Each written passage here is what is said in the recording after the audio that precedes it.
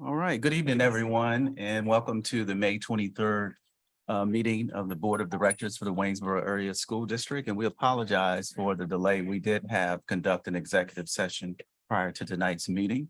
Please stand for our pledge. I pledge allegiance To the flag of the United States of America and to the republic for which it stands, one nation, under God, indivisible, with liberty and justice for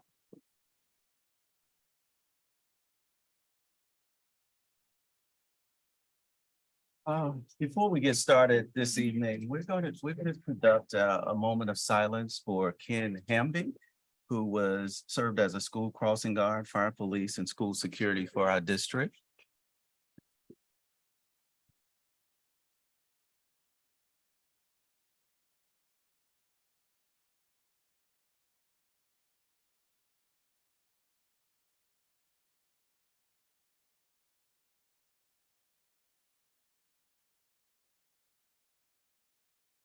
Thank you.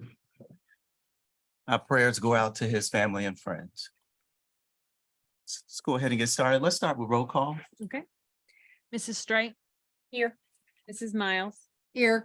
Mrs. Harold? Here. Mrs. Zimmerman? Here. Mr. Marvin? Here. Mrs. Sullivan? Here. Dr. Royer? Here. And Mr. Smith? Here. Okay, thank you. Let's get an approval of the agenda for tonight. Can we get a motion to approve the agenda? Move to approve. Second. Questions, additions? Okay, all those in favor? Aye. Any opposed? Move to the approval of the minutes. Motion to approve the minutes. Move to approve the minutes. Second. Okay, questions, concerns? All those in favor? Aye. All those, any opposed? You. Next, we will have our superintendent's report. Thank you, Mr. Smith. Had the opportunity to attend two outstanding awards assemblies last week, one at WASD, where I believe they awarded over $150,000 worth of scholarship funds to our 2023 graduates. Also had the opportunity to attend the Career Tech Awards Assembly on Friday. And again, it was a collection of students from across the county, but it was definitely an outstanding event. I saw these two lovely ladies at prom on Saturday, and kudos to the class advisors and all the students and the administration teachers that made for an outstanding night for our students. Ventures in Learning was today with our WAM students. So they were out and about in a variety of different locations looking at potential career choices. And last but not least, I am delighted to announce that the Waynesboro School District qualified for a $75,000 grant for dual enrollment. This is a really interesting process. It was a relatively last minute opportunity. I believe I got a 2-day lead and I reached out to Dr. Holtzman. I'm like, Dr. Holtzman, can we make this happen? So we worked pretty quickly, got it submitted in. And the irony is that I was notified by another school district that we were actually qualified because they have yet to notify me, but it is on the website and we are super excited. And the way we think the funds are going to be able to be used is for our students who elect to do early to college. It would offset their tuition costs, and 75,000 can go a long way. So we're super excited for that opportunity. We just have to unlock the potential once we figure out how the e-grant system will be able to relinquish those controls. But thank you so much. Thank you. Hey. Any public comment? No public comment tonight? Okay, thank you. And board reports.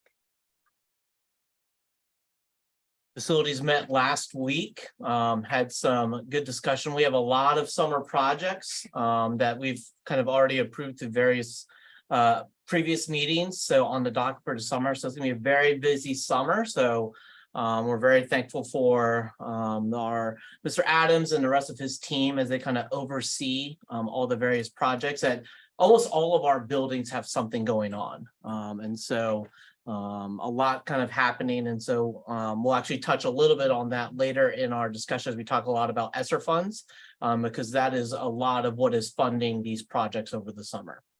I think our next meeting is typically we're the third Tuesday in June, so June 20th. And June meeting will be in this room here at Clayton Ave. Thank you. Academic is 10:30 next Wednesday, the 31st. Policy committee meeting met last week on May 18th. There was no policies on the agenda for this evening. We will have some on the June 13th meeting. And our next meeting is June 15th at 1 o'clock. 15, okay, thank you. And those meetings are open to the public. I always like to say that. And personnel, which is not open to the public, but personnel has met several times. Thank you. Thank you. And now we will have our student board representatives report.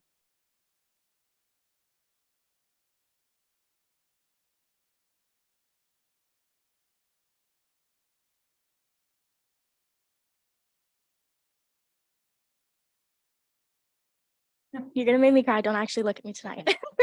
All right, so I do just want to touch a little bit on base about prom. So we did have an amazing prom.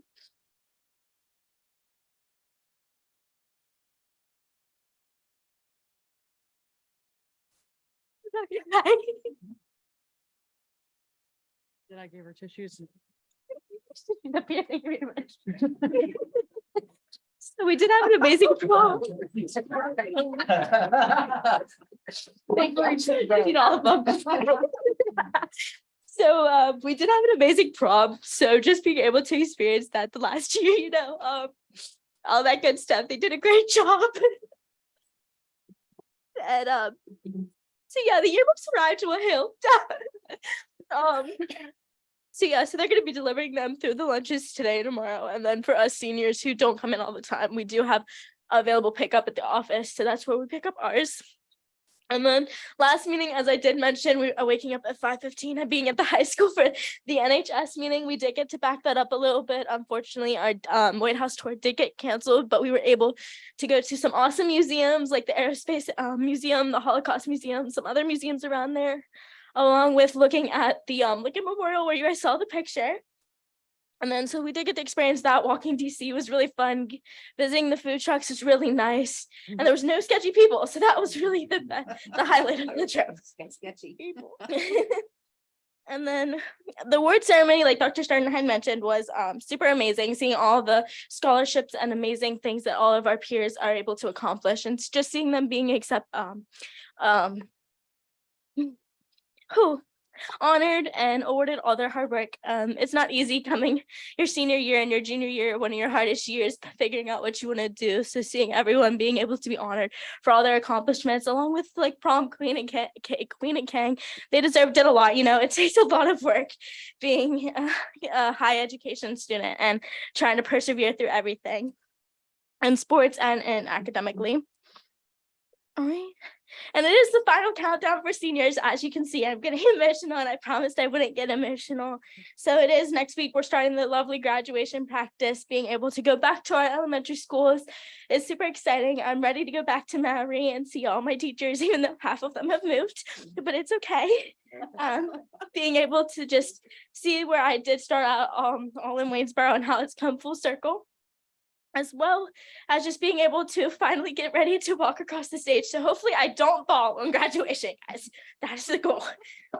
And then next Friday is going to be the graduation, so our big day. And it's not me saying goodbye, it's just saying see you guys later.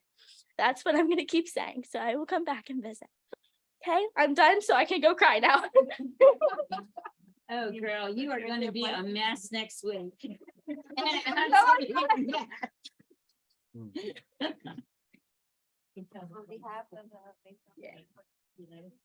She's making me cry.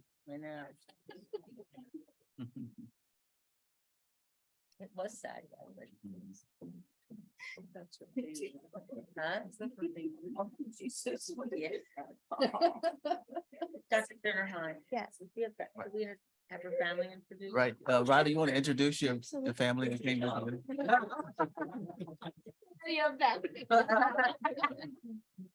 That's my mom. That's just a pain.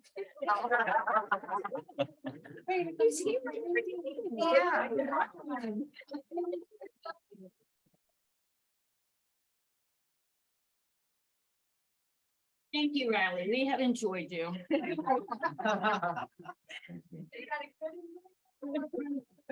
For me, she always makes me laugh.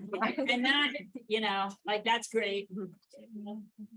Riley, I believe the true meaning of commencement is the beginning. So it's not the ending. This is a beginning. Okay, see that as the beginning of the rest of your life. Thank you. Anyone else? No. Thank you. And the next time we see you, you'll be marching across that stage. So Yes. good luck to you. Thank you. And for your enthusiasm, right? Yes. Yeah, enthusiasm. Okay, let's move on to our presentations. The first presentation is by SEK, and it's our 2021-22 audit. I don't know that I can follow that up in any way, shape, or form, but I will do my best with an audit presentation for you here this evening.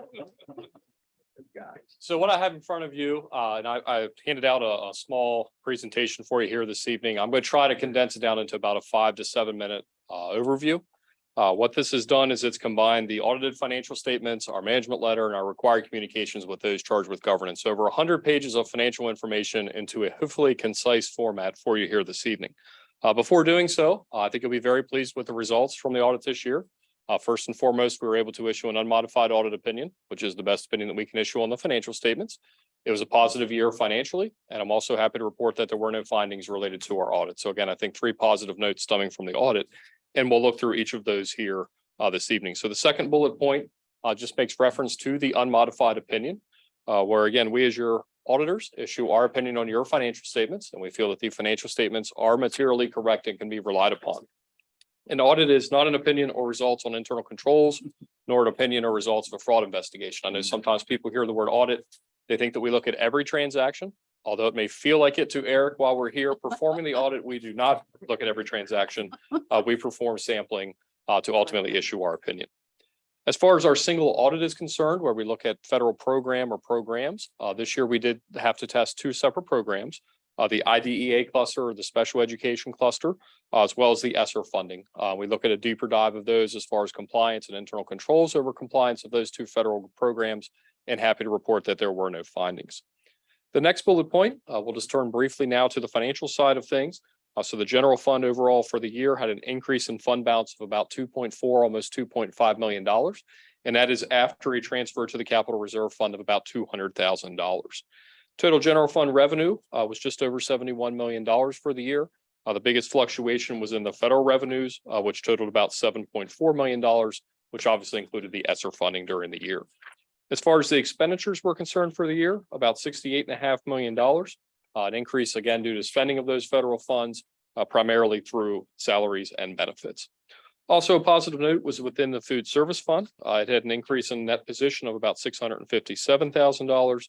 And again, remember 21-22, every student was receiving a free meal, so that reimbursement for those, and that's why you're seeing the overall increase in that position. On the flip side of things, the medical insurance fund did have a decrease in that position this year of just over $375,000, just due to claims exceeding the charges for the insurance premiums within the medical insurance fund.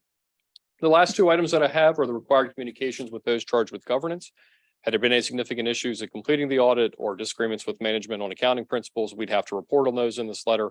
I'm happy to report there were no such issues or disagreements, so that's why we just considered our standard communications letter. And then finally, our management letter, that does include details of new GASB standards. GASB is the Government Accounting Standards Boards. They dictate the financial statements themselves. So as new standards become effective, those details are there within that management letter. Won't go through the details of those with you here tonight, but we did review those in detail with management. And then the rest of the management letter and the rest of my presentation here is just some graphical analysis to be able to see trends over time. So on the next page, I apologize, Nick, it's not. Thank you. So the first graph that we have is just under governmental activities. This is under the full accrual basis of accounting. So all governmental funds are combined, and also records capital assets and long-term debt that's typically not recorded within your general fund. So you can see in the green category is the net position. That is at a deficit, and that's comparable for all the school districts that we audit. That's due to recording your proportionate share of the PSERS liability. And in total, that was almost $78 million for the net pension liability for your proportionate share of the underfundedness of the PSERS plan. On the bottom graph, it's just the general fund revenue breakdown. So just a couple fluctuations. You can see the taxes over the past 5 years have increased about 17%. And just a reminder, that is all taxes. So that's real estate, earned income tax, as well as realty transfer taxes. The other fluctuations that you see primarily on the far right-hand side are within your federal sources. If you look back pre-COVID, federal revenue was right around $2 million. For 2022, again, it was about $8.5 million in total for federal revenues within the general fund. So obviously additional federal funds received during 22. On the next page, a lot of times we get asked the question, how do we compare to other school districts as far as the revenues are concerned? So there's 3 different graphs here. At the top is Waynesboro School District. In the middle are school districts for the LIU that are averaged out. In the bottom are school districts of a similar size. This information is taken from the PDE website. So it is 1 year behind. When you look at this, this is 2021. So just want to reference that. That is 1 year behind for comparison purposes. The biggest difference in looking at these graphs, I think, is the orange category. You'll see the other local 6% for Waynesboro School District, where that's very minimal for the others. And that's due to Abraxas. That's the additional local revenues that comes in that flows through the school district. So a little bit more in other local, obviously pulling down the other sources. And the taxes being the largest for the school district around 47% and state sources right around 42%. And then again, if you look at the LIU graph as well as the bottom graph for school districts of a similar size, again, their taxes right around 56% and state sources 34 and 32% respectively. On the next page, I'll just turn your attention now briefly to the expenditure side of things. These 2 graphs cover the same expenditures. The top graph is looking at them by function. So overall, you can see increases in both the instruction and support services. And I think those details are really shown there on the bottom graph, where you can see the overall increase in the salaries and benefits. In 2022, the salaries increased right around 10% and the benefits increased right around 11%. All other objects are fairly comparable there from year to year. On the next page is a similar pie chart for the expenditure side of things. Obviously, salaries and benefits are the largest source of expenditures for school districts. For Waynesboro, that totaled around 63%. And that's right in average with school districts within the LIU 62% and school districts of a similar size 64%. I did want to highlight the top 2 categories. The burnt orange and light gray colors there are primarily your debt service. For the school district, that totaled around 7%. For LIU schools, that totaled 14%, and school districts of a similar size right around 12%. So less in debt service in comparison to the expenditures of the other entities. Just another couple graphs to wrap up. On the next page are the expenditures per ADM, or average daily membership, as defined by PDE. You can see Waynesboro Area School District just under $14,000, where the average for the LIU schools just over $18,000, and all school districts within Pennsylvania just over $17,000. The bottom graph is just a fund balance or net position comparison. So you can see the overall increase in the fund balance specifically over the past 2 years, where it's increased from about $4 million to $6.5 million last year to around $9 million at the end of 2022. Again, on the right-hand side, the medical insurance fund, that was changed from an internal fund to LBT, Lincoln Benefit Trust. That's why you're seeing that shift there and the decrease for what was held. The final graph that we have on the last page just looks at the unassigned fund balance as a percentage of expenditures. Again, this is as of June 30, 2021. So for Waynesboro Area School Districts, just over 8%, LIU schools just under 7%, and all school districts in Pennsylvania around 7.6%.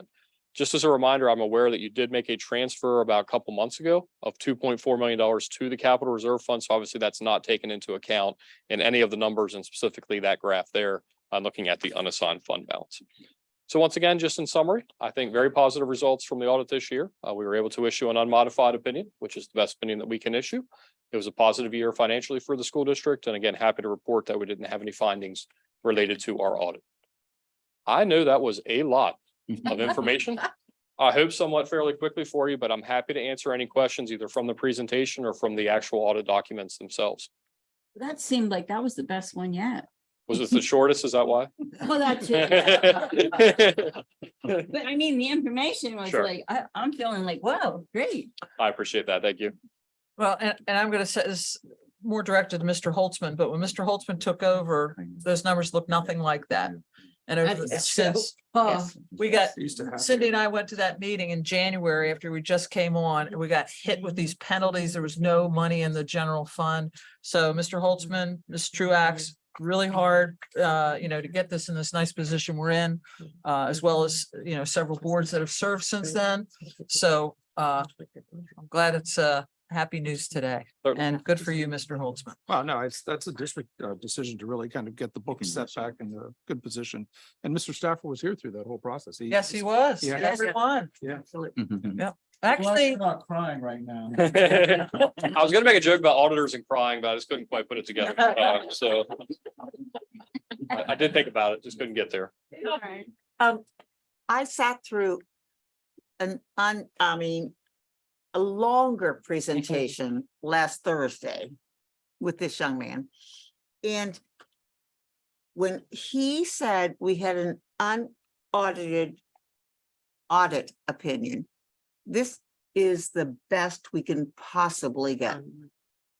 So again, kudos to Dr. Holtzman. Oh, no, I appreciate that. But honestly, it's really, and I say this sincerely, it is Ms. Truax, it's Donna Truax, it's Chelsea Sanders, it's Julie McAllister, Becky Hess, Ruth Hellman, Robin Klein, really, I'm forgetting Jane Hellman. I mean, they really and truly do the bulk of almost all of this. They really, and they really make it work well. So.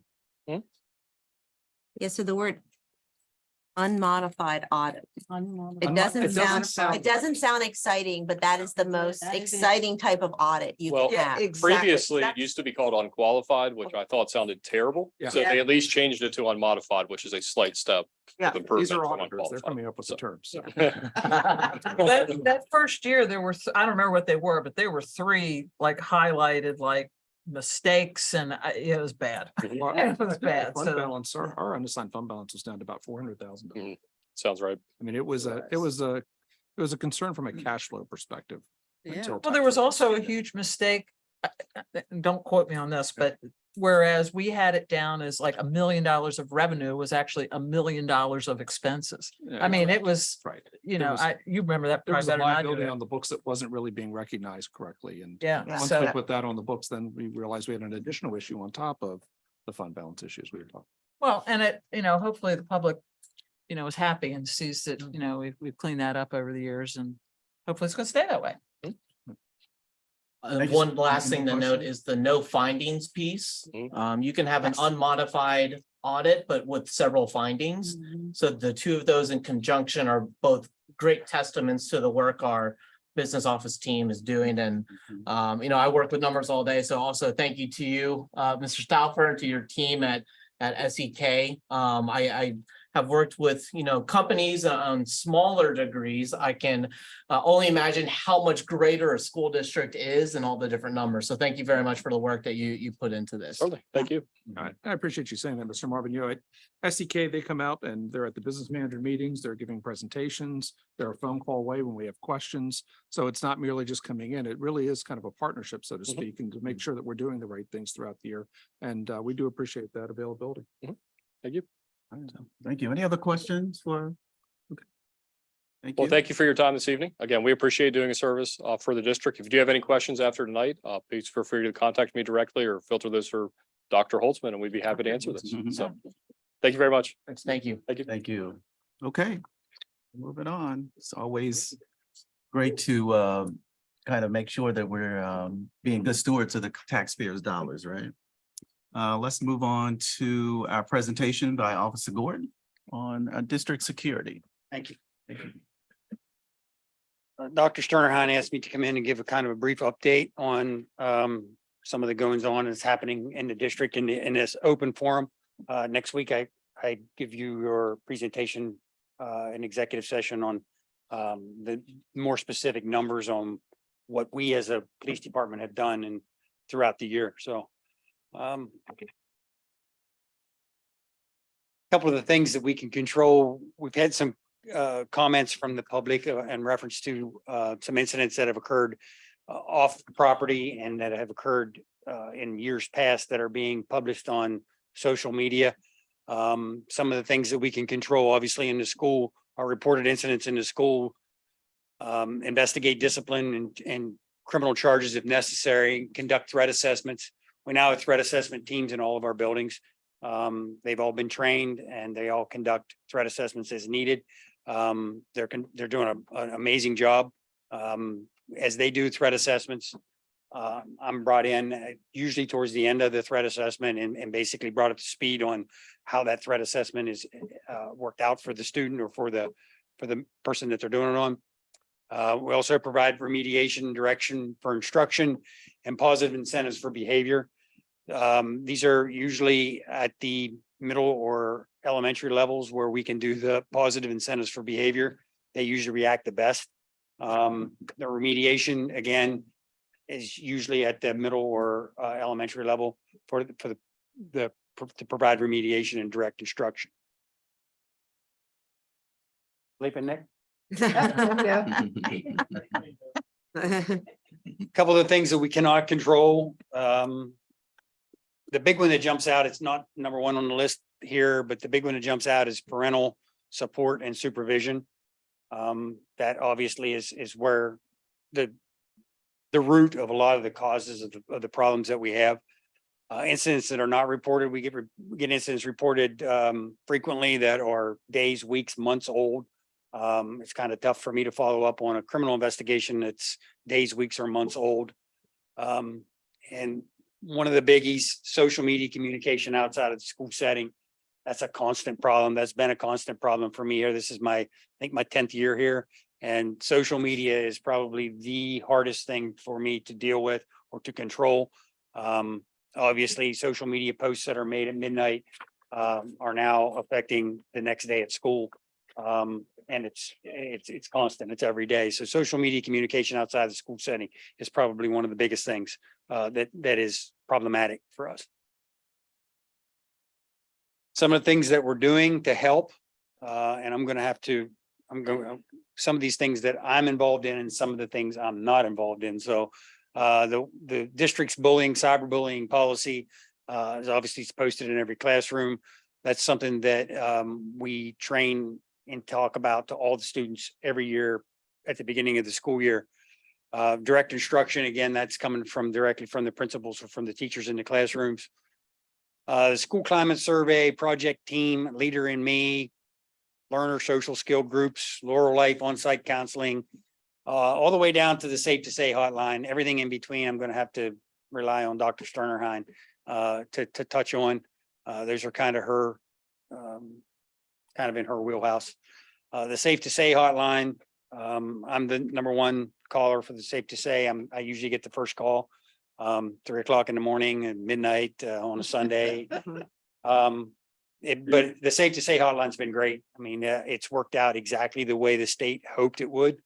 We do get a lot of complaints that aren't, I don't want to call them bogus because none of them are ever bogus, but they're not top priority, and they're filtered that way and given to the appropriate administrator to handle the next day. I'll have more numbers and better subject matter for the Safe to Say complaints at next week's meeting. You want to go on, or do you want to touch on? So I mean, yeah, in reference to what WASD is doing, we obviously have a progressive discipline approach, but in terms of being able to help students who may be perhaps victims, or in other cases, they are actually the individual who's creating the situation. We provide social skill groups. We have a wonderful partnership with Laurel Life that we have on-site counseling for students. We have the ESAP and SAP referrals. They've been in place for a number of years. We've been blessed to have an Inspire program that services our students K-12. That's a trauma-based classroom. However, ultimately, it helps with overall student, student behaviors as well as school climate. Just recently, we partnered again with a SOAR program, which is an offsite location for students who, again, are experiencing challenges within a school setting, perhaps with peers, getting them additional one-on-one support in order to be able to successfully transition back to school. And then under Safe to Say, we've been at it for a number of years, and I think Officer Gordon will be highlighting specifics. However, I think that the thing that Safe to Say does is it provides the opportunity for students, parents, community members to report something anonymously.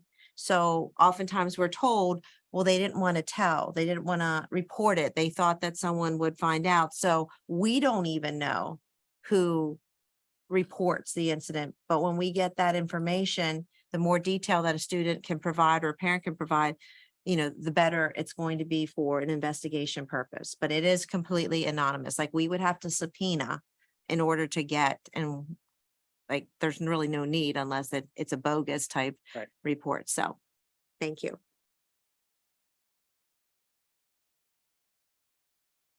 How can parents and the community help? Obviously encourage your child to report concerns to bus drivers, teachers, school counselors, and staff members, principals, myself, one of the members of our police department.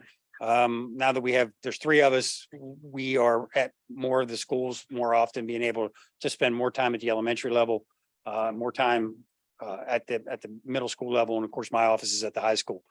So we're in the schools more, we're making contact with more kids, and better relationships with the learners. Monitor your child's social media pages and personal devices. I can't stress this enough. This is probably, as I said earlier, one of our major issues, social media and personal devices and that sort of thing. Don't report it, don't just post it. That's been an issue several times where parents will post things on social media rather than actually do a report either through Safe to Say, to myself, or to an administrator in one of the buildings. And obviously use the Safe to Say hotline. As Dr. Sternheim said, it's anonymous. We get some comical ones.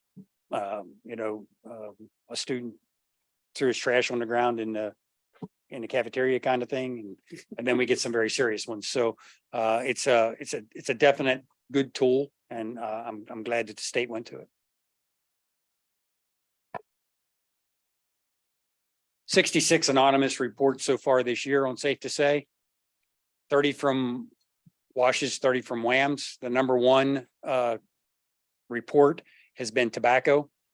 Drug distribution, cyberbullying, suicide, and self-harm are equal with the number of referrals. They come in second as far as the numbers are concerned. But the vast majority of Safe to Say reports have been on tobacco usage in school.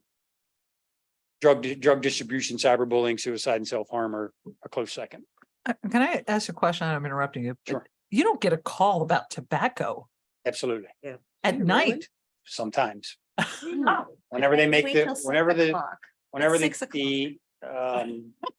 whenever the call comes in, the people at the Safe to Say office in Harrisburg try to monitor when they call, but I mean, sometimes, at night, my phone will ring. I sleep with my cell phone. Sometimes I don't wake up, but sometimes most of the time I do. Then it goes to Dr. Sternheim after me, so.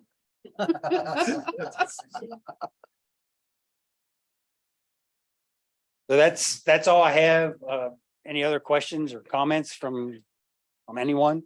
Yeah, so I just want you to explain, so the public all hears this, how our police force works. Like, obviously you said your office is at the high school, but you can be in any of the buildings. Any building in any district building. We have a full authority police department. We have the same authority, same arrest powers as any other police department. Waynesboro Borough, Washington Township, even the state police. We can arrest for, 2 of us can arrest for any crime that's in the crimes code or the vehicle code. We are responsible for everything that happens on Waynesboro Area School District property, as well as the buses coming to and from, and as well as the walkers coming to and from. So, our jurisdiction is a small town. I mean, it's, 5,000 people. We have three members of that work. 2 of us are full-time police officers. The third one is in the process of getting training to become a police officer. He's scheduled for the first phase of that training in June. We've been through the National Association of School Resource Officer training. And so we travel to every school. We try to travel to every school every day. So that we can at least be seen, make contact with the students, make contact with the staff. If there's any problems from administration. Like I said, my office is primarily at the high school. Officer Matthews' office is primarily at the middle school. And then our third member that's going through the process, Casey Glunt, travels to the elementary schools. I read a lot of those social media that you're talking about. And I'm sure you remember probably 5 years ago, we set up this very elaborate informative meeting where people could come and ask questions, give information, kind of similar to what you're doing. And do you remember how many members of the public came to that meeting? I don't know exactly. I don't remember exactly, but I know that it was few. I believe it was 2 that were not affiliated with the school. That I remember Mr. Taylor put a lot of time into that and already. So it'd be nice if people who had issues would come to us rather than posting. It would be very nice. It would Yes. eliminate a lot of questions, a lot of false reports, a lot of people saying things that aren't necessarily truthful.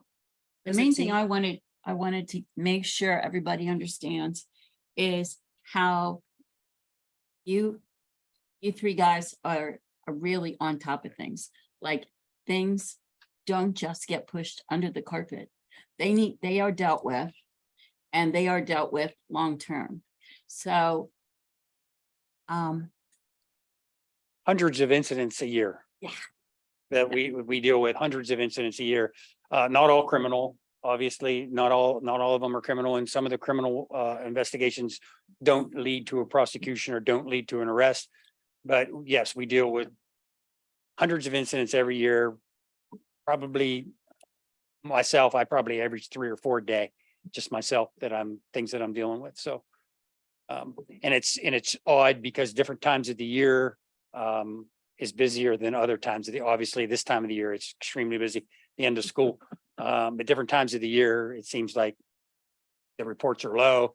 The next month they're through the roof again. So it kind of goes up and down. So Christmas time's always busy. February, for some reason, extremely busy. I guess everybody's getting bored. I don't know. So you're saying February is when we should schedule testing? So, That may work. Any other questions? Yeah, I was just gonna say, one of the things you mentioned was the social media. And that's been, I think probably, and the administrators probably could attest to this as well, is that since the invention, creation of social media, all bullying, harassments have gone up like 50%, maybe 100%. And so Dr. Sternahan is gonna speak a little bit about what school districts are doing to kind of work with the social media angle, because what happens is if you try to contact a social media company, agency, or whatever, and say, hey, you have some kids post this, it's offensive to someone else or whatever, what can you do about it? It's like congressional act. We had an incident that I personally dealt with a couple of years ago that was started on social media. Mhm. I served 9 search warrants and ended up actually traveling to Maryland to make contact with the person that was doing it. So, I mean, just my time and typing up and executing and 9 search warrants. I mean, I had literally days worth of work in it. Now, ultimately, we found out who the actor was and ultimately arrested that person. But I mean, it's anytime you deal with social media, it's extremely difficult. They are extremely tight with their Privacy Act and, giving law enforcement names and things like that. So yeah, it's extremely difficult when you deal with social media to be able to track it backwards to where it starts. All right, so thank you, Officer Gordon. In your board packet, I had actually also referenced this in the Friday folder. Ironically, our solicitor had reached out and asked about whether or not WASD would be interested in joining the social media class action lawsuit. And so I'm just going to paraphrase a portion of the letter. The allegations of these complaints outline that the rates at which children have struggled with mental health issues have climbed climbed steadily since 2010. And by 2018, made suicide the leading or second leading cause of death for the youth. It has been further alleged that the pandemic and the corresponding increases of time youth spend on defendants' platforms, so they're referencing a number of different social media platforms, has only intensified this crisis. So you can read through the information. There is a resolution. As noted, when you enter a most class action litigation, there's no out-of-pocket expenses for the district. But it's essentially, again, joining other school districts across the state of Pennsylvania and across the nation that are actively trying to take a position, recognizing that these are our learners, they're our children, and there needs to be a different level of accountability from social media because we can't continue to operate under these circumstances. So I would like the board to read over this, take it into consideration, and possibly approve the resolution at our next board meeting, which would be June 13th. There is a brief questionnaire that I would have to complete, but I thought it was very timely that this was just presented to me last week as well.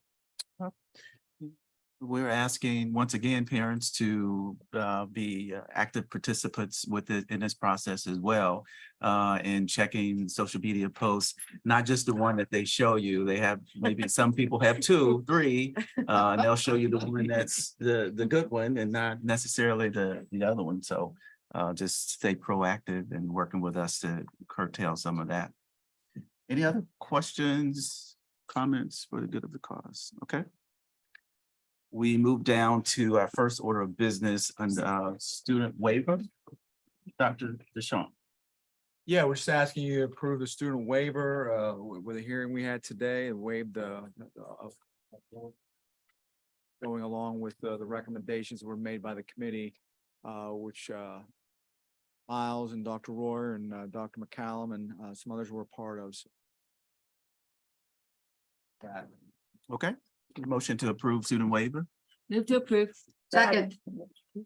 All right. 1, 2, 3. Any questions? All those in favor? Aye. Any opposed? Okay. Right. Thank you.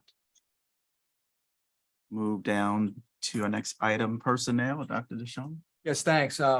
We want to thank Laura Shank. She's been a special educator at the high school for 25 years. So we appreciate Laura's service to the district. So thank you, Mrs. Shank. If you're watching, you're out there, but we appreciate your years of service. So we have we have 2 professional staff resignations. One at the senior high and one, actually both at the senior high, one in English department and one in special education. We have a number of resignations at the support staff, one at the coaching staff with field hockey. And then we're also asking you approve, consider approving some reassignments. We have 2 reassignments at the professional staff with Sierra Frazier and Pamela Shope. Sierra would be going from middle school to Hooverville, and the position there is to be determined. It's one of the elementary positions. And Pamela Shope from middle school counselor to school counselor at the senior high. And then Maya Newcomer moving within the special ed world. And then also we have other support staff, Lori Smith and Renee Bonita, moving in the food service world from some positions. We have a number of other appointments at the extracurricular staff that we have, many of them being paid through the ESSER pay rate.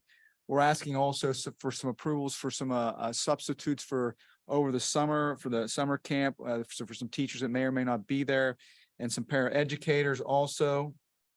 Dr. McCallum and I had the opportunity to meet with a number of high school content leaders. I know that we rewrote some of the job descriptions for that and went through interviews with them, and they are listed in your packet to be voted upon. And also 2 additional classroom monitors that go through the Act 91 process. And then there's a list of folks for the summer lunch program staff. I won't name them all, but there's a number of those folks for helping out over the summer. And then also for approval of 2 technology student workers.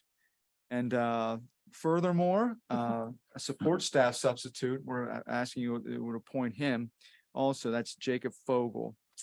And then one additional appointment would be for the girls' head varsity basketball coach, which is Tyler Stoner.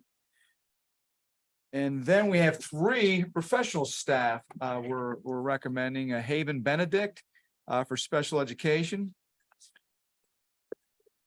Janae Watkins at special education, both of those at Maury. And then the third individual will be Kevin Funkhauser for special education at the senior high school. And then the last on the list would be just requesting for some of the leaves that have been, there's 3 leaves that have been requested, so. So is there a motion to approve personnel as listed? Move to approve. Second. Okay, all those in favor? Aye. All those, any opposed? I vote no. Actually, I did not vote no for all of them. I just am questioning one of the appointees, yes. So I don't know how to do that. So Mr. Smith, we voted this kind of omnibus. Do we want to pull out maybe the one in question for a separate votes and then go from that route? Let's see. Can we do that? I'm We can do okay that. with We that. can do that this time. Okay. All right, so then I would You have to. ask then if Ms. Zimmerman, is there a particular candidate or position you wanted to pull out so we could vote separately on it? And then we would take the rest of them in a, is that, I would I think they have like to vote separately on the, Already voted. go ahead. My concern is, didn't we just vote? Like, so technically we have to retract the motion? Right. You haven't voted yet? Oh, I thought you Well, guys no. voted. Some people voted. Yeah. Some did vote. You're exactly right. Two no. And we should have pulled certain individuals out before the vote. You're exactly right. So We need to talk about this. We should go into. We But- will table this for now and yeah, So yeah, is- well, let's is the pause. goal, hold Yeah. on, is the goal then to go to exec session to decide then how to properly vote on this? Right. Is that what you're proposing, Dr. Ryan? Okay. It's not executive. We need the. Well, if it's a personnel, Yeah, but it's going for person. yeah. That's we're- personnel, we- yeah, It's not the Parliamentary Procedure Act. no, Sorry, it's a correct. personnel- Correct. it's a personnel issue. Okay. Okay, so we can adjourn for about 10 minutes so that we can take care of this issue and we will come back to order. Are we leaving or? Is there a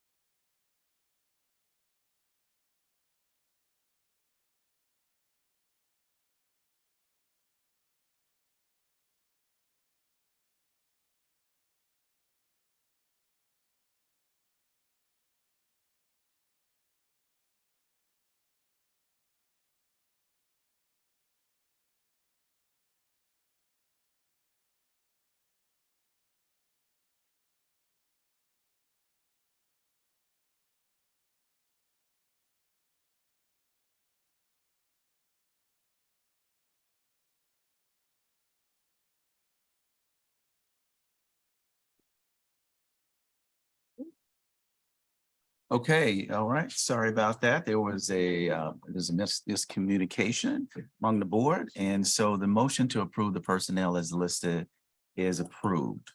Okay, I did not get everyone's votes. If they could please do them again. okay, can we do all those in favor? Aye. Any opposed? Nay.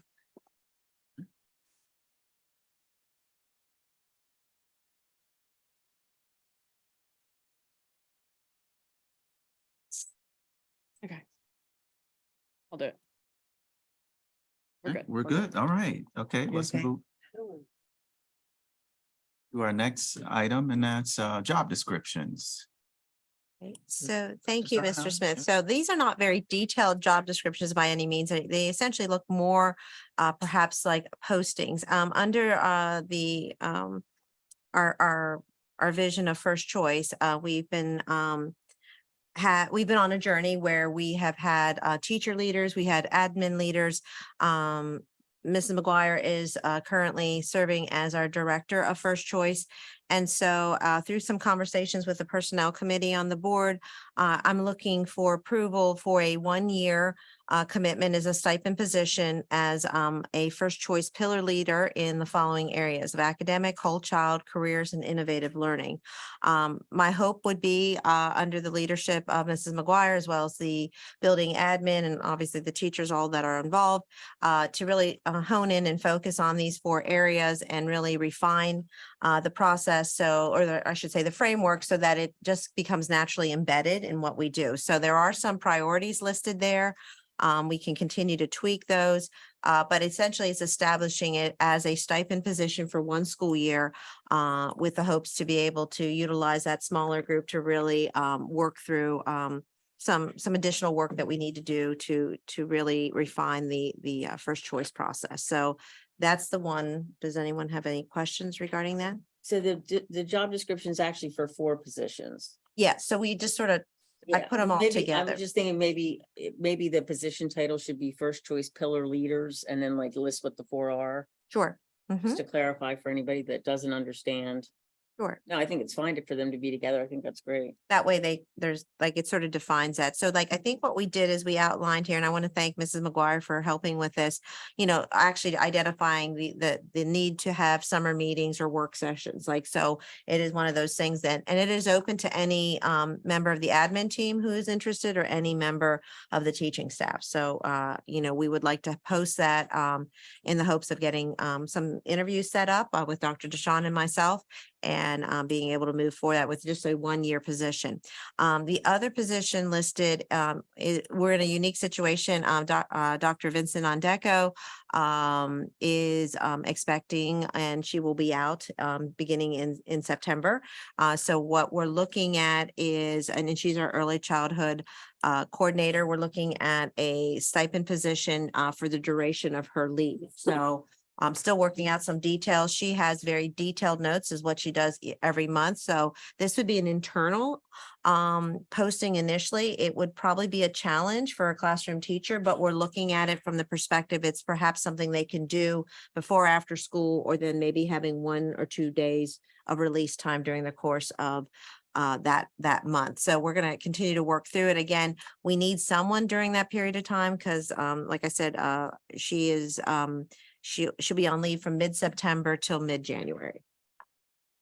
Is that going to be enough time, given that it's the rewrite year for the pre-K grant? She did rewrite it. It's Yeah, but done. I mean, given, yeah, I know it's completed, but Mm-hmm. I mean, she feels comfortable with somebody just doing it part-time.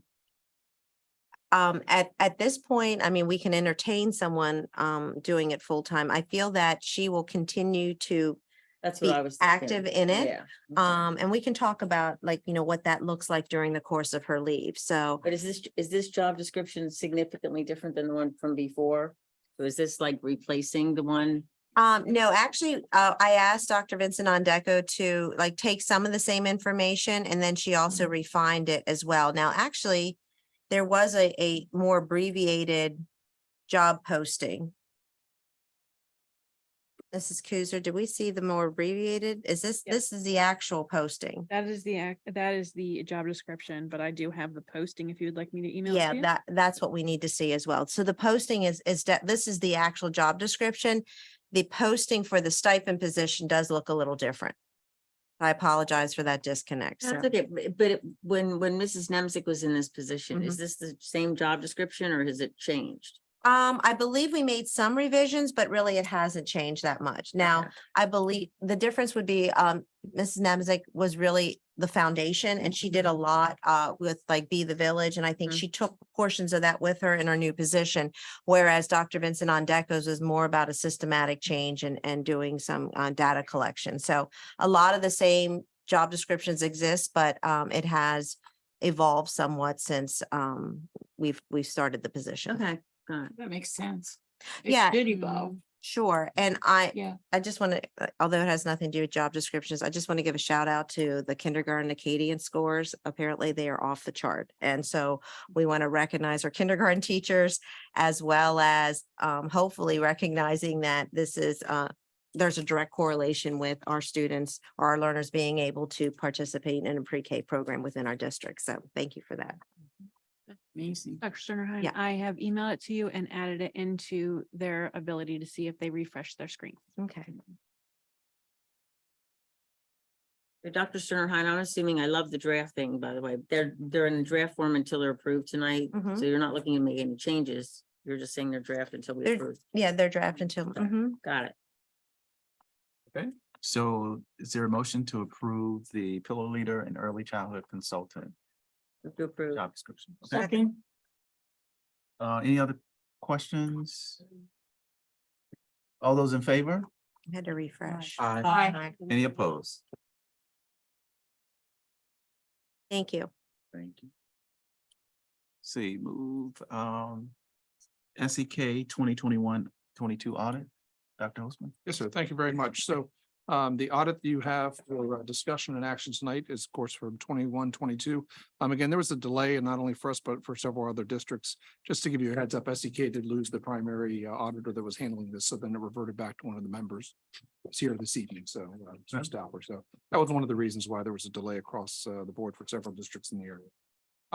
But again, we're very pleased. Again, I have to say, we have a phenomenal business department and food service department. They do a great job. They start working on this before the end of the year. They're already working on the audit for this year. At this point, they're already putting documents together. And they have figured out some really good ways to streamline the process and make it easier, even though the amount of work continues to seemingly increase every year. Every new GASB requirement seems to require more work. Right now, we're putting together, and I know Mr. Erickson's been involved in this. We actually have to go through work with all of our leases, and now the next step is all of our software agreements.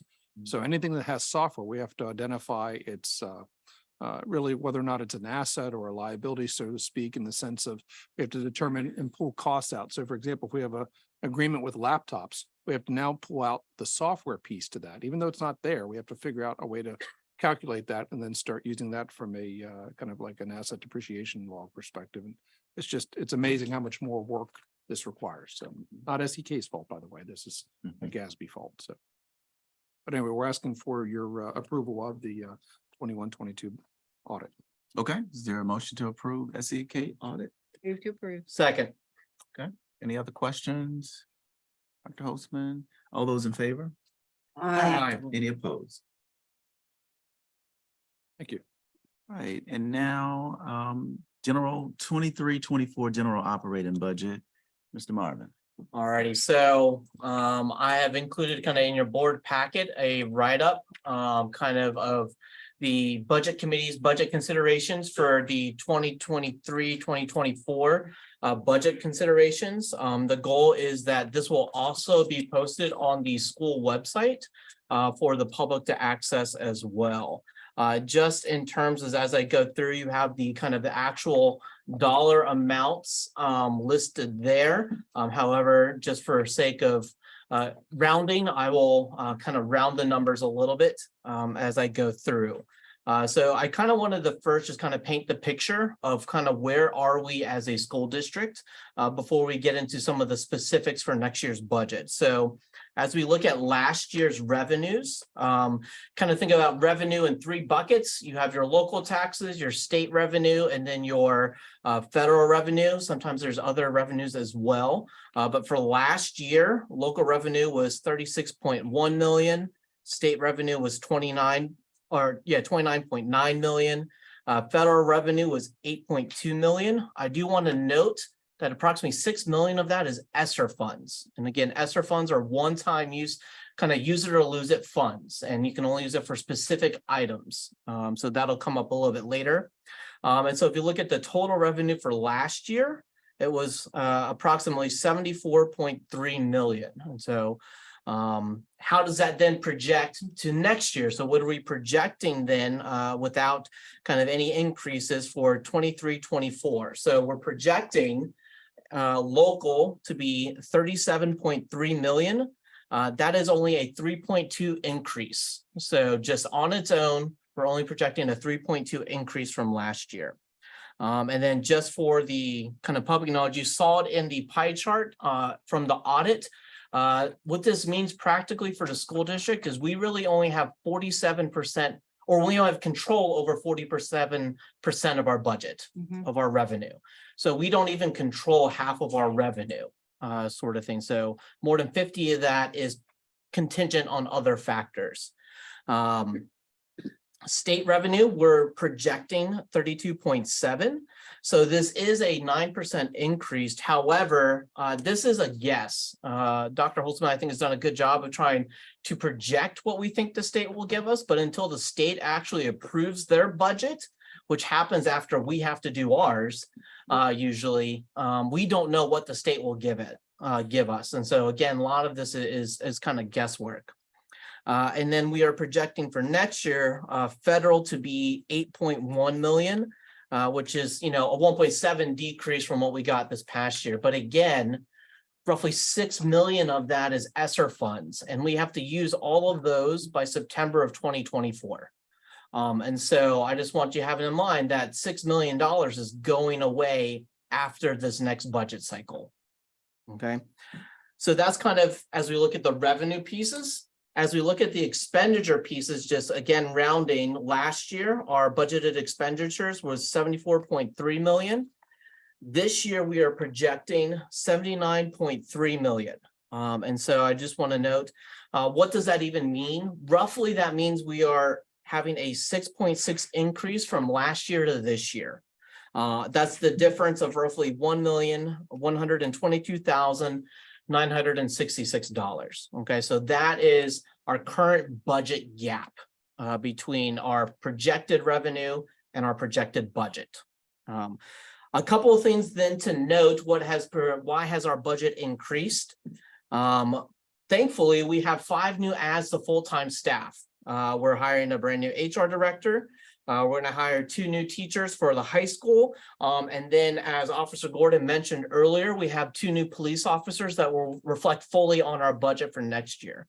And so with staff comes salaries and benefits. And so that's going to be roughly $584,000 added to our budget for next year. Increase in medical expenses. This is roughly going to total $946,000. So just under $1 million an increase of medical expenses for the district. A part of that, roughly $144,000, is due to, again, I think we're doing a good job as a district of supporting our staff. We have moved several people from part-time to full-time, which is a good thing for the district. We want those full-time positions. We want that only adds benefit to our district and to our students. But again, with that change from part-time to full-time comes a change in salary and benefits. So that's reflected in there. We have more students in career tech. So that's roughly a little bit more than 100,000 in career tech expenses. So again, that's a good thing. We want students to take advantage of that and go to career tech. And then approximately 267,000 increase in transportation. And that's due to a lot of factors out of our control, but you think things like inflation, special education, homelessness or external placements, transportation is kind of one of those costs that can quickly escalate. And so those are kind of, there's other things, but those are kind of the big highlights. I wanted to do that. And so then how do we think about our budget gap and the increase from last year to this year? I want to touch real quick on inflation considerations. I know this is what everyone wants to talk about. I know if you're a numbers guy like me, I get excited about that, but it's not everyone's thing. So I'll just kind of quickly hit some highlights. The good news is inflation is trending down towards 5%. That's a good thing. However, as we look at last year, as we started building our budget, peak inflation was around 9%. And it was around averaging 8% for last year. And so the current monitoring metrics, 2022, the inflation rate was 6.5. And so what this means then as a district is that even though it's trending down, costs have not yet caught up to that downward trend. And so we feel this all as community members. We go to the store, we buy our food, the costs have gone up. We go to the pump to fill up our car, costs have gone up. School districts are no different. The goods and services that we pay for and we buy have also gone up. And so we're experiencing that. As community members, we also feel kind of the pinch sometimes when costs are going up, but our paychecks don't always follow. I think that's just a reality that we kind of feel and experience. The school district is experiencing a similar thing where our revenues are not catching up or keeping up, so to speak, with the costs. I do want to point out, though, that our planned expenditure increase of 6.6% tracks with inflation at 6.5. So we are not exorbitant in our budget. We are kind of keeping pace with inflation, which I think is a challenging thing to do, sort of thing. So as Dr. Holtzman has said before, I think we're a fairly frugal district. I think we saw that in our audit and how we compare to other districts as well. And that we do try to be wise with our money. And so before we kind of get to the last piece, I just have a couple of things that for us to keep in mind. First, ESSER funds are going away. This is the last year of it. That $6 million federal revenue is going away. We won't have that. And so we have used this, I think, to a great advantage in our district. A lot of our summer projects this upcoming summer are being funded by ESSER funds. A lot of kind of, we approved some of the different support personnel. A lot of the boosts came from ESSER funds. However, in order to maintain that boost, we have to find a different way to do that because we can't use ESSER funds to kind of offset that. And then the second point, which was brought up again during our audit, we want to preserve our fund balance. I think the board has done well in previous years to build it back up. And so just like a personal checking account where you need to have cash flow to pay your bills, your paycheck comes in and then you pay your bills. We want to have a healthy fund balance to pay the school district bills. And so we want to keep in mind that I think we're at a healthy level of where we're currently at. And so then one of the things that we'll actually vote on later this evening, but a healthy balance also allows for one-time unplanned expenditures. For instance, we're potentially voting on the career tech roof later on. And so I think the recommendation there is to pay it out of this general fund balance. Or I think earlier this year, our high school auditorium, their screen broke. And so that is not a small cost. And so that is something we want to make full use of our auditorium. And so we needed a healthy fund balance in order to buy that sort of thing. So then how do we meet the balance? We have to pass a balanced budget. Right now, our revenues are lower than our planned expenditures. So what then? How do we balance then that 1,122,966? A couple of options. One option is to use the unassigned general fund balance. That's roughly at 2.9 million. That is kind of not recommended, as if we were to put that full 1.1 million towards that, that would severely deplete our general fund balance. It would make things hard for us as a district going forward. So while that is an option, that is not one that is recommended. And so then it is kind of the budget committee's recommendation that the board approve a 3.9 mil tax increase. And here's what that will do for us. This will raise additional yearly revenue. And so this is reoccurring revenue. This is not a one-time thing. This is we are essentially raising our funding of $1,032,241. For those of you keeping track on your calculators, that means that's roughly 91,000 that will pay out of the general fund to make that balanced budget sort of thing. Approving a tax increase will help us maintain our fund balance as well as raise our yearly local revenue in anticipation of the ESSER funds dropping off next year. And then what does this mean practically for our taxpayers, for our average homestead, farmstead homeowners? Practically, this means a $73 increase. And so that's over the year, not monthly. So next year's taxes for the average homeowner will be $73 or, roughly 3.7%. And so I do not want to raise taxes. However, I think this is probably what's best for our district to move forward in order to meet our budget. Just a couple of side comments, and then if there's any other questions from the board, I'll be happy to help field them or punt them over to Dr. Holtzman. There's been a lot of talk about the fair funding lawsuit and changes to the way the state does their funding model. Those are all good things, but they haven't caught up to us yet. We can't budget based on something that might not happen for several years. And so we're not sure when those changes will take place, and we're not sure how that'll affect Waynesboro. We want them to take place. But again, the state moves on a different time frame than we do. And then the last thing is one of the things that has been in discussion as well has been cyber charter schools. Roughly that is $3.1 million of our budget next year. And so if we were to only have to pay half of that, of 1.55 million, we would not have to raise taxes. So if we were just to half that cyber charter budget line item, we wouldn't have to raise taxes. And so, however, that is something we are obligated to pay as a district. I think we do a good job of paying our bills. I'd like to keep that going forward. And so, but, I think that's just, I'm not even advocating getting rid of it all. If we just only had to pay half of it, we wouldn't have to raise taxes. So I know that was a lot. Again, this letter is for you. The goal is to put this posted on the website later on so that the public can view it as well. Anything you wanted to add, Dr. Holtzman? No, sir. I think you did a great job. I appreciate that from the budget committee. Yep. And so any questions from the board?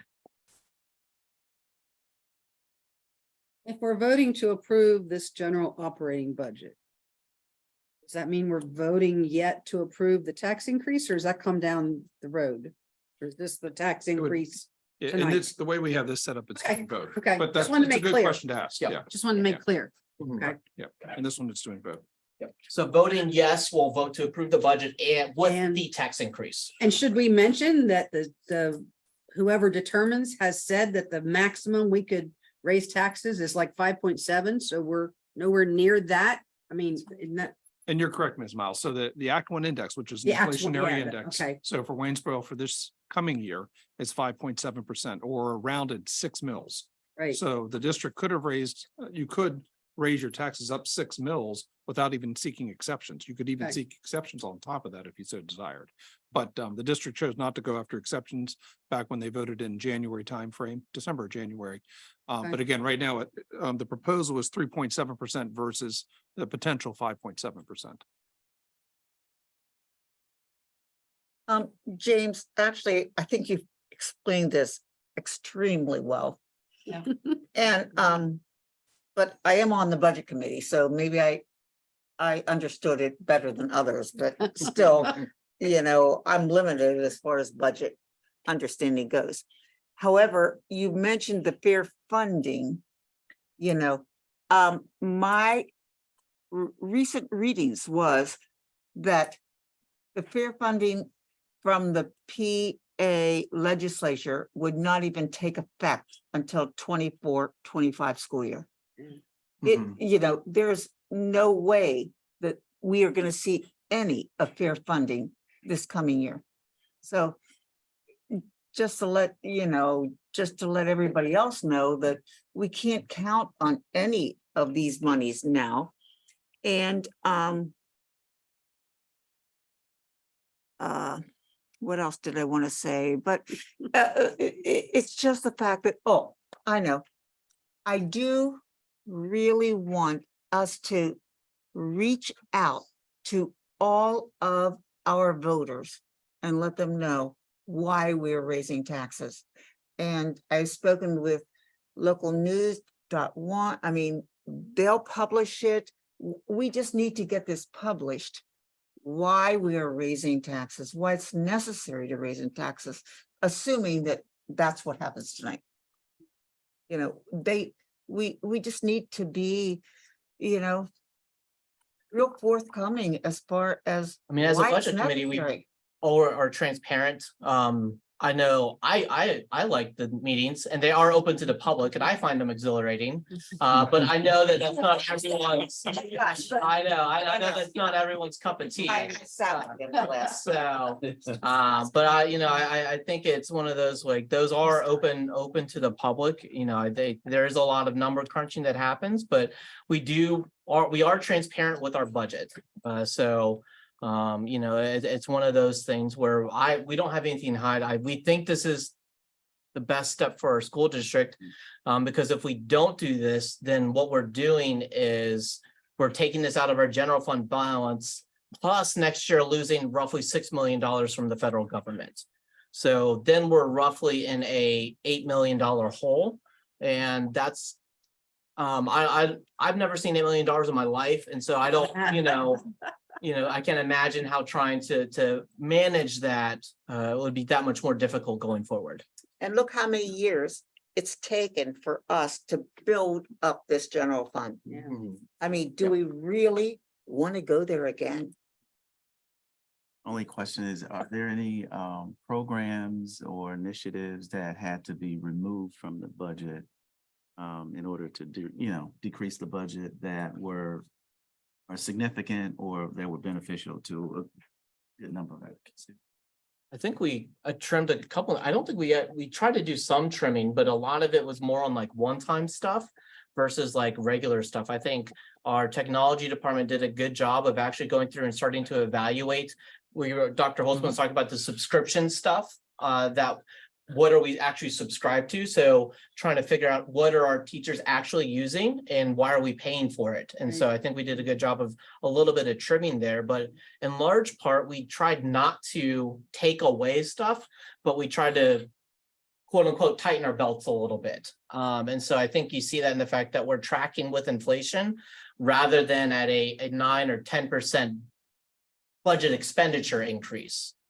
So, a lot of that, I think we would say, I mean, salaries and benefits are a big part of this. And so with 5 new staff, changing from part-time to full-time is a big part of that. But that's obviously something that we want for our learners. We want the teachers available. We want the support there available as well.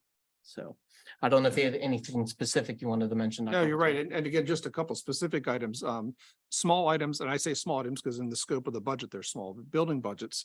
I know we worked with the administrative team and we went through and made additional cuts and changes to there, and the goal of trying to get the budget more balanced than what it was, and made changes to those building budgets. Also from a staffing perspective, we're changing to a block schedule for next year, and that required all 3 levels. I say levels, elementary, middle, and high school, to all kind of work together and try to look at that, the number of teachers that you have available out there and say, how can we minimize any changes in terms of a total staffing perspective. So there was a lot of work that really went through that process there to look at how, positions could be moved and modified. Again, trying to find class sizes that work for all 3 levels as well. So I think that took a tremendous amount of work. I think initially, if the district had just came and said, here's what we want next year, you probably would have seen at least another 6 to 8 staffing positions in this budget. And so the district was able to go ahead and review those and make those changes. I don't know if there was anything else, Dr. Sterner Hein. Yeah, no, it was just a real, like a review over like a variety of different programs and looking at the usage of those programs. So ultimately, it is it is a cut, but if it wasn't being utilized to full capacity and wasn't demonstrating results, then we reevaluated. The interesting thing is when, in some cases where we've elected to cut back, they ended up giving it to us for the same cost or reduced cost because they wanted to keep us as a customer. So we were able to maintain certain programs at a reduced cost because that we essentially were going to trim some things back. So we're very appreciative of that. I do want to credit, Mr. Erickson and the tech team because he was able, a lot of these costs are subscription based. And so especially also you think with the laptops, we are one-to-one, which I think is a great thing for our learners. And so the work of Mr. Erickson in order to find the most kind of cost efficient way about doing some of these subscription programs, I think has actually benefited the district as well. There are also other various grants and things of that nature. Some of it, we have to budget the full amount, even though we know there might be a grant to offset it. So that also accounts for some of the increases where we have to budget the full amount, knowing that we do have a grant in place to subsidize the cost. But the way school budgets work, if the sticker price is $100,000, we have to budget $100,000, even though we have a grant for 75. Any other questions? Just, just a comment. Having come back to the district in 2012, it was very difficult to live through the time where a lot of decisions were made to eliminate benefit packages from support staff. I believe at one point in time, and correct me if I'm wrong, we calculated that if we were to return benefits to the support staff that lost it. Now, we actually never took it away from people, but as people retired or left, we rehired part-time positions that didn't require benefits. And that was a decision that was made by administration and by the board as a savings plan, basically. And I think it was going to be 1.3 million to put those benefits back. Probably sounds right. To all those employees. So I think, being able to take some of these people back with benefits, it's certainly nice to see. It's also nice to be able to approve personnel and look at the salaries that we're paying now and not cringe. Cringing for, almost a decade that we were not paying our people fairly. Of course, everyone, we wish we could pay them more. But at least now I feel that we're, at least competitive, with other surrounding, because quite frankly, it was embarrassing. So there's a lot of things that you did an incredible job, I think, outlining, why we have to do what we have to do. But I think there's a lot of things that have happened over the past, decade that we've been able to keep and maintain and put back. That quite frankly, if you really look at it, it's pretty amazing. I think the word frugal is an understatement.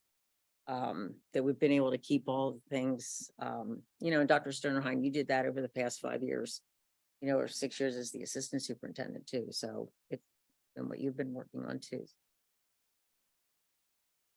Well, thank you for the support, Dr. McClure. I mean, sincerely, you mentioned competitive salaries, and if we're not paying our teachers a competitive salary in this Absolutely. environment where you're having Right. fewer people graduating with those certifications, yeah, it would be a very big challenge. We just heard from another school district here, or I should say organization not too long ago, that was asked to, add more staffing, and they just said we can't because their salaries are about $4,000 to $5,000 lower from a starting salary perspective than ours. And they just can't find staff to fill those positions. Well, it's also a kudos to Dr. Sternerheim and the admin team that we actually started the school year fully staffed. Yeah. I was working in several school districts supervising interns and student teachers, and at least 3 districts started the year without several teachers. I'm really not quite sure how you do that. Long-term subs. Yeah. No. No? Oh, wow. Larger They're class size. empty seats. Wow. All right, any other questions about the budget? Yeah, see, what I see is like growth, but positive growth, necessary growth. Yes. Right, and that's a good thing. And we all are part of this community. And if we want the school system to continue to grow, and our students to graduate and be productive citizens to help take care of us when they have to wheel us around. I think that, you have to fund it. So necessary, but thank you. All right, so I guess we have a motion. Do we have a motion to approve 23-24 general operating budget? Move to approve. Second. You can have it. Okay, all those in favor? Aye. Any opposed? Nay. Thank you. Okay, now we move down to the homestead farmstead resolution. Dr. Holzman? Yes, sir. Thank you very much. So this is the annual homestead farmstead real estate tax reduction. These are primarily proceeds from gambling tax refunds. So this is the money that's being funneled back in. If you remember this, this amount of money actually stayed flat probably for 15 years or so. Last year went up for the first time in my memory. It went up and it's staying at that level again, same amount. There's also two small additional amounts in there. There's an extra $92 from Philadelphia tax credit reimbursements. Those are for residents here who work in Philadelphia. Obviously not a lot of time involved in that, in our case. More predominant closer to the Philly area. And then also every year when you go through this formula, you have to distribute this money over almost 7,800 or 7,700 properties. When you distribute, there's always a rounding issue. And so what happens is sometimes it's in the favor one way or the other. And if there's a favor in the districts, which was $270 last year, we carry that forward and put that into the pool so it can be redistributed again. Usually it creates another small problem again. There's always because of, with that many properties and when you're you have to round down to a whole dollar from a tax assessment perspective. So that's what kind of causes that little bit of an issue. But we carry over that difference each year and put it into the pool so that it can be fairly distributed. So what we're asking for is approval here. What this will do is this reduces the assessed value from a real perspective, from a dollar out of your pocket perspective. You're looking at about a reduction of $119 on the normal tax bill. There a motion to approve the homestead farmstead resolution for the 23-24 school year? Move to approve. Second. Any questions for Dr. Holzman? Okay, all those in favor? Aye. Any opposed? We come back to you for property tax rebate rent program, Dr. Holzman. Yes, sir. And this Okay. is just a discussion item. There's no action on here. We always do like to remind our community, and this is a good opportunity, hopefully, as people watch the video here and can get the word out. But there is a property tax and rent rebate program offered by the state. So this is an addition to homestead farmstead. They can simply either go out to the website out there and search that. I know our local representative office is always willing to help people as well. There's a phone number here. If I can, it's 888-222-9190.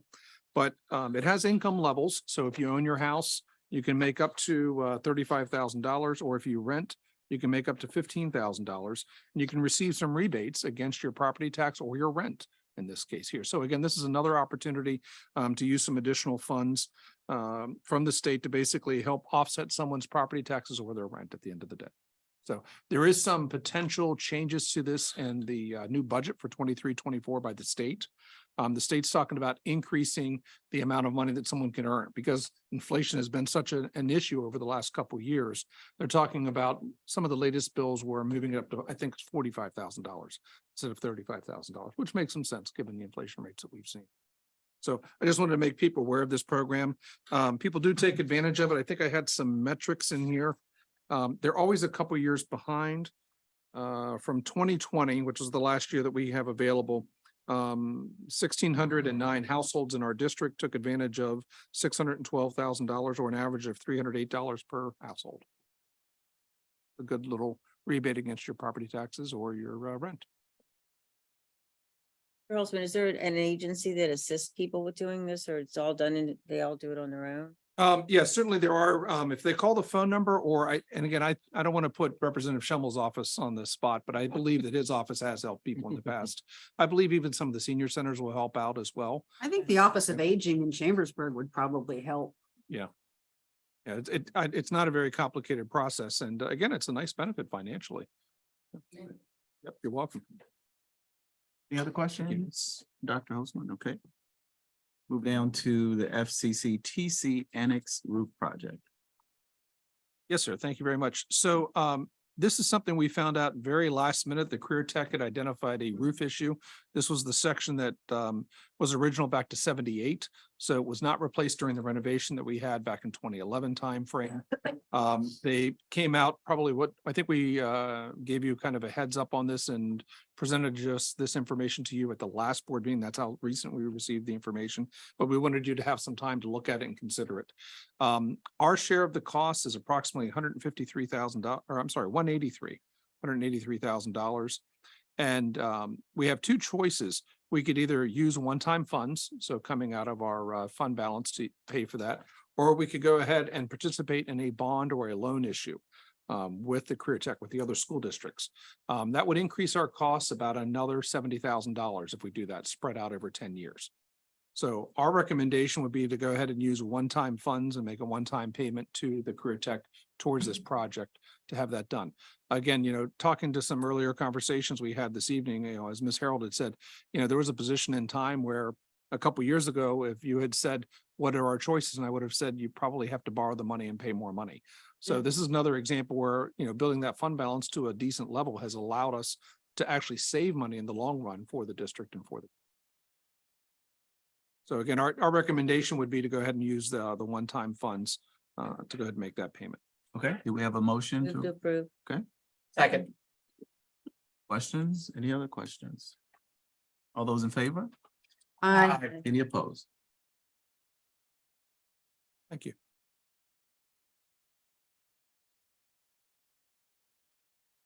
Okay, move down to the air conditioning unit, Wash's MDF room. Yes, sir. Thank you. So right now, the MDF room has the geothermal system that cools that room. And then we also have a backup unit on the rooftop that can also help to take over some of those needs. The problem is that if the geothermal system is down for maintenance, or if it were to fail, that existing rooftop unit that's up there is not going to keep the MDF room cool. This is the main distribution framework room. That's what MDF stands for. So it's the room where all of our connectivity is going through our servers and such to the outside world. So as Mr. Erickson is sitting over there, he would be very nervous if the geothermal system goes down, because we would have a real problem very quickly with that room.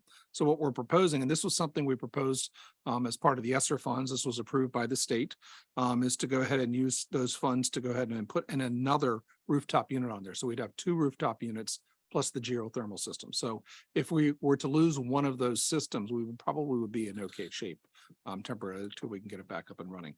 We did receive two quotes. The lowest one was $9,600 by March, and that's what we're recommending for.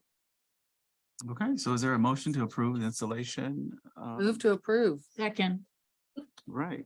Any Just other a quick questions? Comments. I think when this first came to facilities, the initial discussion was incorporating it in one of our larger projects this summer. However, the number I think came in, and correct me, Mr. Holtzman, I want to say it was around 19,000. That's what it would have been, right? That's what it would have been. And so we decided to pull this item out of that project and individually bid it. And thank you to Mr. Erickson and Dr. Holtzman for obviously this is half of that, what the initial projection was. So, I think that's a kind of a credit also to Mr. Adams and saying, looking at that quote and saying, no, we can do better. And it's half the cost of what we originally thought when this was first brought up, probably late last year, I would think. No, you're correct, right? So. Yep. And I forgot to mention one other item is this will be hooked up into the emergency generator as well. So we also will have then that as a backup should the building power fail. Definitely need to keep the computers running. I mean, just a no-brainer. Any other questions? Okay. Do we got the second? All those in favor? Aye. Any opposed? Okay. All right, no. Fun stuff. List of 23 WASH graduates, -1. We're gonna delete Riley's name so we can keep around for another year. It's coming. This is the fun stuff. Yeah, we're done. I mean, so, all right, so what you have is a listing as of like this week. We still may have some additions. You're looking at slightly over 300 graduates. So the recommendation is to approve the listing of the class of 2023 graduates. Okay, Move to approve. Second. Okay, all those in favor? Aye. Any opposed? Graduating though, right? Yeah. All right, that carries. Okay, Now it's the Eric show again. yes, purchase orders and bills for payment. Dr. Holzman. Yes, sir. And if it's okay with your permission, I would do under financial business items 1, 2, and 3. Absolutely. With your approval. That's So we have the purchase orders and bills that's from the cafeteria, the general fund. We also have the JP Harris occupation and per capita exonerations. Again, we do not collect any of these taxes as new taxes. These are all taxes that were delinquent. So that is that continued process. That We're very unhappy. That didn't pay it. Yes, it's a small bill that grows very quickly, Very unfortunately. Yeah, it's very, I feel sorry for people that, because it really does, it takes a small bill. And that was one of the reasons, part of your decision process to eliminate those items, because a $15 bill becomes $50 $39, I very think, or quickly something. here, yeah. And then the last one is basically the budget income expenses, which is also our treasurer's report in there. Oh, we have a motion to approve the items listed under financial business. Move to approve. Second. Any additional questions? All those in favor? Aye. Any opposed?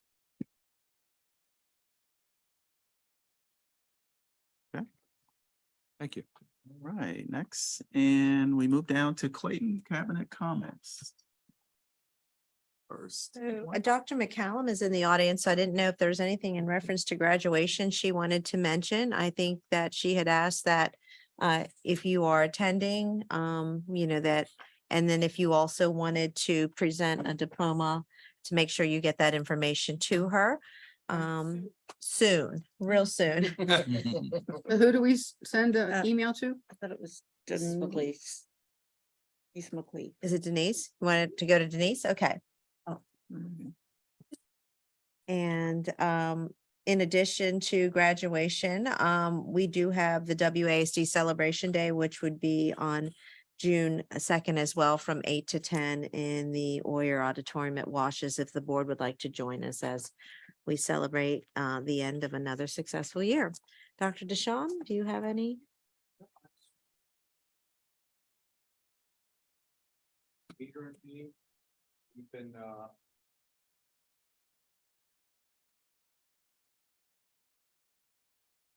getting interested in potentially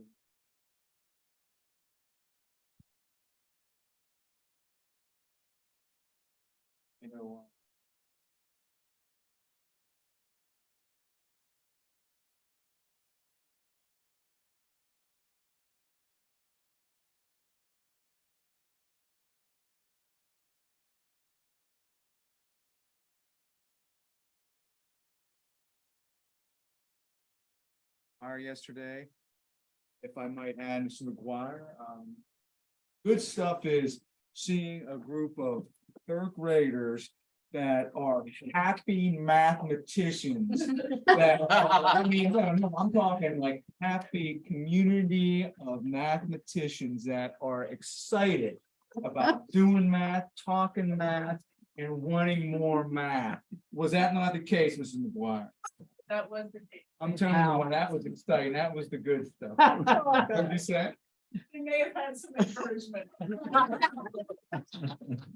But anyhow, that's all. Thank All right, thank So, you. I did it's the Waynesboro Olympics, or Waynesboro version of Special Olympics, because I believe we cannot use that terminology moving forward, is on Friday. And then Mrs.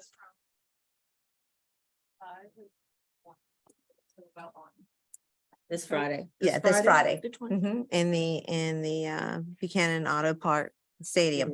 And then,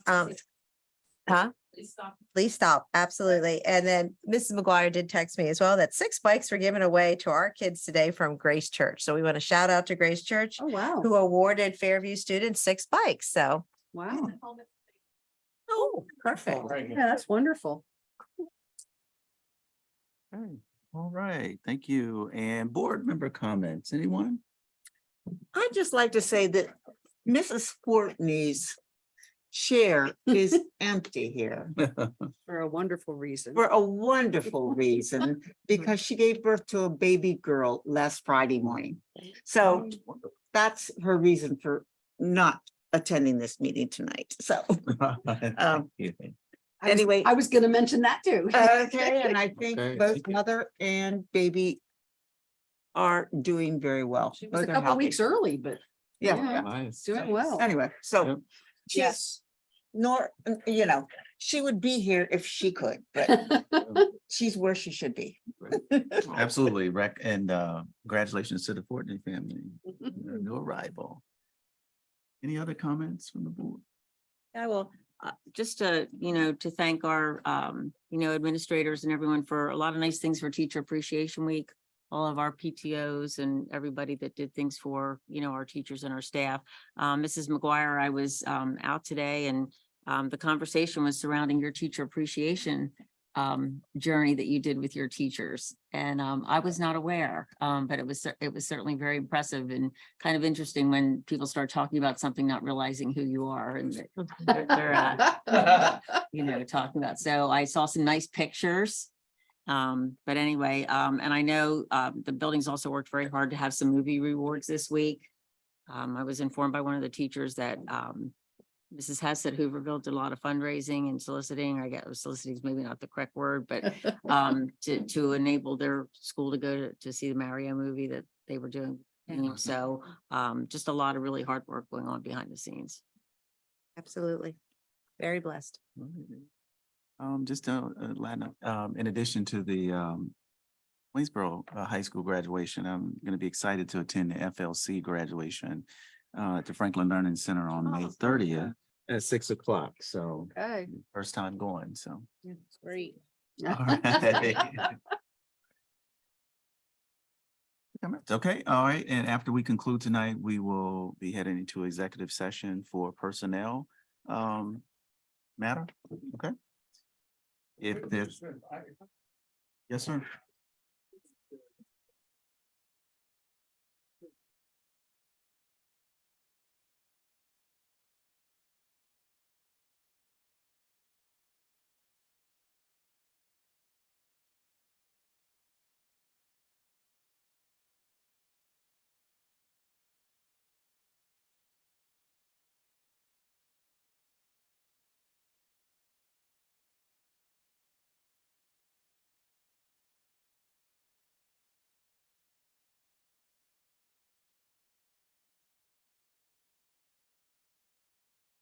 Host an event.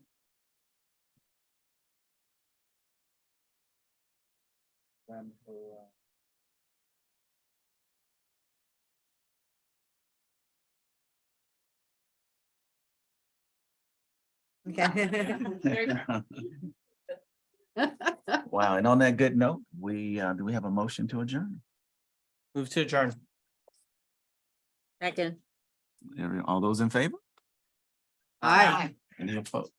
All right, thank you.